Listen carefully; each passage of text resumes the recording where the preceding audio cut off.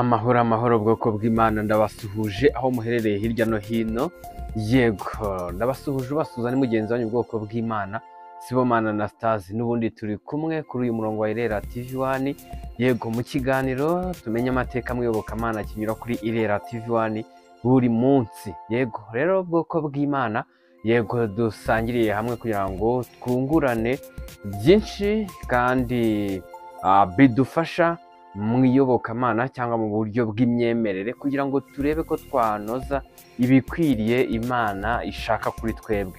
Niho usanga n'ubundi ubwoko bw'Imana intego yacu aba ari ukumenyekanisha ukuri kw'ijambo ry'Imana, ndetse by'umwihariko kumenyekanisha inzira y'ukuri ijya mu bwami bw'Imana. Rero ubwoko bw'Imana, turi muri kino kiganiro reka dufatikanize hamwe turebe nyirizina ingingo z'ingenzi zigize cyangwa incamake ziboneka muri aya mateka yaranze y'itariki n'ubundi z'uku kwezi, itariki 7 z'uku kwezi kwa mbere. Katurebe incamake zigize aya mateka ku itariki 7 n'ubundi z'ukwezi kwa mbere. Muri aya mateka turasangamo Athanasius, se w'itsinda ry'abahamyaga ko bakora iby'Imana ishaka, ba mbere cyangwa bo mu itsinda rya mbere nyirizina. Muri kino kiganiro tumenya amateka mu iyobokamana turabonamo ikosa nk'ubwoko bw'Imana tudashobora gukora mu buzima bwose cyangwa mu kubaho kose.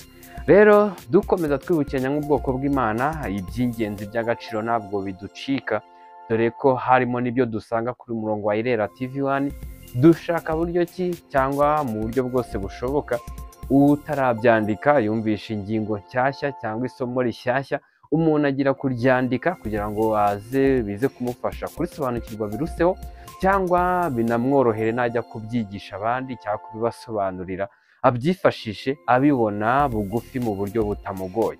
Rero ubwoko bw'Imana n'ubundi aho tuba duherereye hirya no hino ku isi, buri gihe duterwa ishyaka no kwiga ijambo ry'Imana ndetse no gusobanukirwa icyo Imana Data wa twese ishaka, kugira ngo dukore igikwiriye nk'abazagororerwa ingororano nk'abana b'Imana mu bwami bw'Imana. Rero ubwoko bw'Imana buri gihe buri hantu kuri buri gikorwa duhoza umutima ku by'iwacu mu ijuru. Niho n'ubundi niyo turebye kuri aya mateka mu iyobokamana yaranze buri tariki iyo ari yo yose tunyuza kuri kino kiganiro kuri Irera TV1, dushaka buryo ki tuza kureba icyo ubwoko bw'Imana tugomba gukora, nicyo tugomba kureka, kugira ngo tugendere mu murongo w'iby'Imana ishaka. Tugiye kureba ku buryo burambuye amateka yaranze itariki ya 7 z'ukwezi kwa mbere, ariko muri kino kiganiro twifashishije igitabo cya Bibiliya kugira ngo kize kwemeza nyirizina nimba ababayeho mu gihe cy'amateka tuba turebyeho, nimba barabigenzemo nk'uko Imana ibishaka, cyangwa nimba batarabigenje nk'uko Imana yabishakaga. Twebwe Bibiliya niraza kutwereka inatwemeza icyo tugomba gukora n'icyo tugomba kureka nk'ubwoko bw'Imana. Tugiye kureba amakuru ku buryo burambuye yaranze itariki ya 7 z'ukwezi kwa mbere, kugira ngo nk'ubwoko bw'Imana tumenye natwe icyo twakora nyirizina. Ku ya 7 Mutarama mu mwaka wa 367, se w'itsinda ry'abahamyaga ko bakoraga iby'Imana ishaka rya mbere, Athanasius, uzwi cyane ku ntambara yarwanyije ubuyobe bwa Ariyan. Yego yanditse ibaruwa ikubiyemo urutonde rw'ibyo atekereza ko byakagombye gufatwa nk'igitabo byemewe nk'ibyanditswe. Yego turaza tureba nyirizina. Hanyuma y'igihe urutonde rwe cyangwa rw'ibyanditse rwakirwa n'itsinda ry'abahamyaga ko bakoraga iby'Imana ishaka. Aya mateka n'ubundi twatangarijwe n'urubuga rwitwa christianitytoday.com. Tugiye kureba nyirizina kuri aya mateka. Tubonye yuko uyu nguyu Athanasius riratsinda ryari ririmo rihamya yuko rikora iby'Imana ishaka, ryahamyaga kandi rinashimangira yuko uyu Athanasius ari se w'iryo tsinda. Ahangaha haraza kurebamo uburyo barimo kumufatamo n'uburyo barimo kumutwara. Uyu nguyu Athanasius niyo yaba yarakoze ibiremereye muri bo cyangwa ibigaragara ko ari ibikorwa bifatika. Iri zina bamwise cyangwa uko bamufataga buri mu buryo buhabanye n'icy'Imana yatumenyesheje mu byanditswe muri Bibiliya, kuko hano bavugaga yuko ngo ari se w'iryo tsinda ryabo rya mbere. Yego, rero turaza turebe icyo Bibiliya iraza kuvuga. Dusanga Bibiliya yibikomojeho ku bantu biyita abahambaye cyangwa abakomeye, cyangwa n'abantu bakabita yuko ari ba se mu buryo bw'imyemerere. Ijambo ry'Imana ritwereka yuko icyo ngicyo ari ikosa, ari n'ikinyoma kibi cyane, ndetse ari n'ubuyobe. Turaza kureba nyirizina uyu nguyu Athanasius, nubwo bigaragara yuko yarwanya intambara ikomeye yo kurwanya ubuyobe bwa Arian, uyu nguyu biraza kugaragara ko uko bamufataga mu buryo bw'imyemerere Bibiliya itabwemera.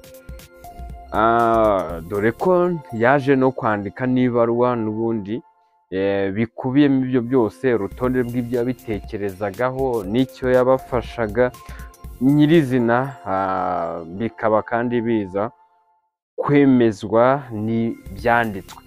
Rero nyirizina umuntu ashobora gukora ibintu byinshi cyane, urutonde rw'ibyiza byinshi, ariko ibikorwa bimwe na bimwe bikaza kwerekana yuko nyirizina abaye ayobowe n'umwuka w'Imana, icyo kintu atakagombye kuba kiri mu mibereho ye cyangwa mu buzima abamo.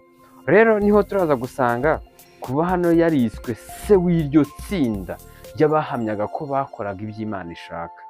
Hano barimo bavuguruza icyo Bibiliya ivuga, ndetse n'ijambo ry'Imana ryabihakanije cyane ku bantu turi muri iyi si cyangwa ku mubumbe w'isi, yuko nta muntu dukwiriye kwita data mu buryo bw'imyemerere, kuko nyirizina data wacu cyangwa Imana yacu cyangwa data wa twese ni uwo mu ijuru gusa. Turaza turebe icyo Bibiliya ibyemezaho cyangwa ibishimangiraho, nk'uko twabivuze mu ncamake yuko muri iki kiganiro tumenya amateka mu iyobokamana. Turabona cyangwa tugiye kureba nk'ubwoko bw'Imana ikosa tudashobora gukora mu kubaho kwacu kose. Yego, aho niho ugiye gusanga nyirizina nta muntu w'ubwoko bw'Imana ushobora kwiyita mukuru mu myemerere hejuru yo kuyoborwa n'umwuka w'Imana. Yego, nta muntu w'ubwoko bw'Imana ushobora kwiyita mukuru mu myemerere hejuru yo kuyoborwa n'umwuka w'Imana. Bishatse kuvuga ko nk'ubwoko bw'Imana nta muntu dushobora gusimbuza Imana. Yego, turaje turebe icyo ijambo ry'Imana ribishimangiraho cyangwa icyo ribivugaho. Iyo turebye mu butumwa bwiza uko bwanditswe na Matayo ibice 23 umurongo wa 6 kugera ku wa 12, haravuga hati, kandi bakunda imyanya y'abakuru mu birori n'intebe z'icyubahiro mu masinagogi, no kuramukirizwa mu maguriro, no kwitwa n'abantu rabi. Rabi ni ijambo risobanura mwigisha cyangwa umwigisha. Igisobanuro cy'iryo jambo n'ubundi iyo turebye mu butumwa bwiza uko bwanditswe na Yohana igice cya mbere umurongo wa 38 hari abisobanura, ariho Yesu yabivuze ati, Yesu arahindukira abona bamukurikiye, arababaza ati, murashaka iki? Baramusubiza bati, Rabi. Bamusubiza bati, Rabi, mucumbitse he? Rabi risobanurwa ngo mwigisha. Yego, hano hejuru y'ijambo ry'Imana ritweretse yuko nta muntu twakagombye kwita Rabi, nk'uko hano ijambo ribivuze ngo no kuramukirizwa mu maguriro, no kwitwa n'abantu Rabi. abantu bakumva yuko bakagombye kubita ko ari bakuru, ari bo bigisha, ariko ijambo ry'Imana ritwereka yuko umwigisha atari uriya muntu mubona nyirizina ahagaze ku gatuti, cyangwa ari wa wundi muhagararanye murimo kwigana ijambo ry'Imana, cyangwa wa wundi mwita yuko ari we usobanura ijambo mu buryo mwumva munyuzwe. Ijambo ry'Imana iyo urebye mu butumwa bwiza bwa Yohana bukomeza bwerekana yuko Uwiteka Imana ari we wigisha cyangwa ari we usobanura. Bishatse kuvuga iki? Turebye ku nyigisho zitambutse twagiye twigaho, dore ko kubana natwe kuri umurongo wa Irera TV1 ni iby'igiciro. Dushimira Imana cyane yuko twabashije kuronka uyu murongo ngo dusangirireho byinshi bitandukanye, ndetse n'abo tuhuriraho nabo yego banezezwa, kandi tukanabibona yuko dusangirira hamwe ubutumwa bwiza mu buryo burambuye, dore ko intego y'ubwoko bw'Imana ari ukumenyekanisha inzira y'ukuri kw'ijambo ry'Imana, ndetse no kumenyekanisha ijambo ry'Imana uko riri. Yego rero turareba tugasanga iyo umuntu amaze kuba ubwoko bw'Imana, cyangwa amaze kuba icyaremwe gishya, cyangwa amaze kuba umwana w'Imana, yego, cyangwa amaze kwizera ko Yesu Kristo yamupfiriye ku bw'ibyaha bye, icyo gihe umuntu atangira kuyoborwa n'umwuka w'Imana. Icyo gihe rero icyo akoze cyose, harimo kwigisha, harimo n'ibindi bikorwa bigiye bitandukanye, icyo gihe iyo arimo kubikora ntabwo ari we nyirizina uba uri kubikora, ahubwo aba ayobowe n'umwuka w'Imana yakiriye igihe yavukaga ubwa kabiri kubwo kwizera Yesu Kristo nk'umwami n'umukiza mu bugingo bwe. Rero niho uraza gusanga umuntu niyiyita mwigisha yuko ari we wabikoze, yuko ari we wakoze ibirenze, icyo gihe ntabwo aba ari mu murongo wo kuba ayobowe n'umwuka w'Imana, kuko ni we nyirizina uri kwihamiriza ko ari we urimo kubikora, kandi umwuka w'Imana ari we ukorera mu wamaze kuvuka ubwa kabiri, cyangwa wamaze kwizera Yesu Kristo nk'umwami n'umukiza mu bugingo bwe, cyangwa wamaze kuba ubwoko bw'Imana. Rero niho ijambo ry'Imana ririmo kuvuga ngo abantu abo ngabo bantu baba bashaka kwitwa n'abandi bantu ngo rabi, ngo babite abigisha. Rero ariko nyirizina yiswe rabi, yiswe umwigisha, yaba ari ikinyoma, kuko umwigisha n'Imana. Kubera iki? Ni uko mu gihe wa mwigisha ntashobora kubikora atayobowe n'umwuka w'Imana, kandi umwuka w'Imana uyoborwa n'Imana. Ni ikintu cyumvikana cyane. Dukomeje, ijambo riravuga ngo ariko mwebweho nimuzitwe rabi. Abo ni bande bavugwaga cyangwa babwirwaga? Bari ubwoko bw'Imana. Ngo ariko mwebwe nimuzitwe rabi, kuko umwigisha wanyu ari umwe, namwe mwese muri abavandimwe.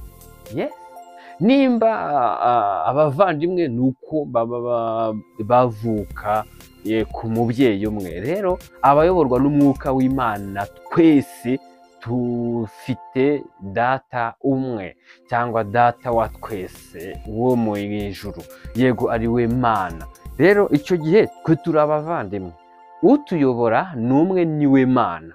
Iyo twigisha cyangwa n'undi, yego, iyo twigisha nk'ubwoko bw'Imana, icyo gihe si twe twishoboza, ahubwo wa mwuka w'Imana uri muri twe niwe udushoboza gukora ibyo ngibyo.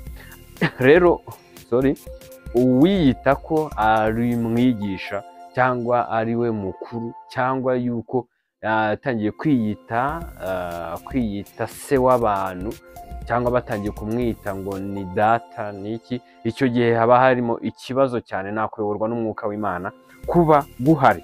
Ijambo ry'Imana rikomeza ritwereka ngo kandi nimukagire umuntu wo mu isi mwita data. Ngiryo ikosa turimo kubona ubwoko bw'Imana tudashobora gukora mu kubaho kwacu kose. Nta muntu dushobora gusimbuza Imana, nta nubwo natwe ubwacu twumva yuko dushobora kujya mu cyimbo cyo kwitwa se w'abantu runaka, se cyangwa ngo dadi ngo w'abantu runaka mu buryo bw'imyemerere. No, mu buryo bw'imyemerere cyangwa mu buryo bw'ibifatika, data wa twese ni umwe. Yego, niho ijambo rikomeje rivuga ngo kandi nimuzitwe kandi ntimukagire umuntu wo muri mwe ntimukagire umuntu wo mu isi mwita data, kuko so ari umwe, ari uwo mu ijuru. Yego, kandi nimuzitwe abakuru, kuko umukuru